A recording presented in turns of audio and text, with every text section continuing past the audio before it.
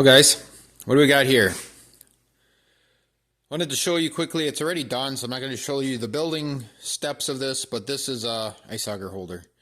I've done one of these for UTV already, and I've also done one here for this ATV. This happens to be a older 1996 Honda Foreman.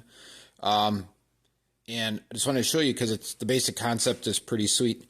This is for an 8-inch auger. Happens to be an 8-inch piece of PVC pipe.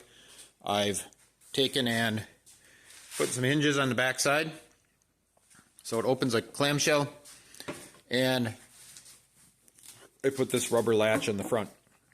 Okay, it pulls down with some tension,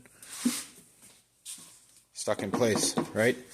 So what I do on this is I have an old Jiffy auger, 8-inch diameter. It goes in here. I take a bungee cord from the handle to this side over here, and it holds in there, doesn't move. Super simple.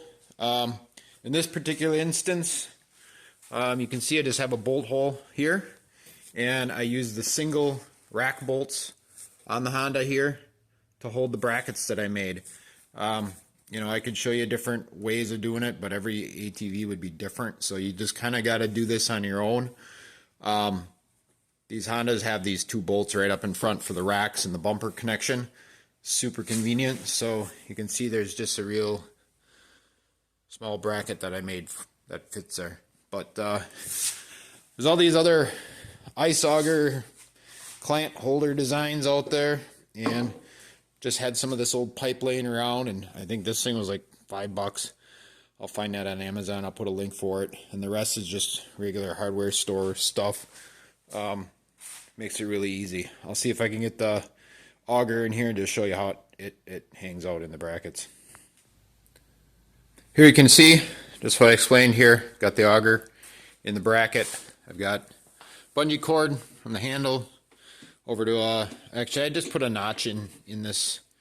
Done that on my other ones just to keep this from sliding around when you want to get it set up. It doesn't really need to be there, but it works nice. And on this one, it's an old gas auger, so gas tank is facing up. But that's really it. I mean, this works really, really well. It's super fast. In this case, it doesn't block my lower headlights. And the upper headlight, I've put a button on to turn on and off. It does shine a little bit on here, but it still works pretty good. So overall, I like having it on the front. You can see if anything's going wrong, rather than having it on the back and finding out it's gone or parts missing or something later on. And just like this setup, so I thought I'd share. So good luck. Take care.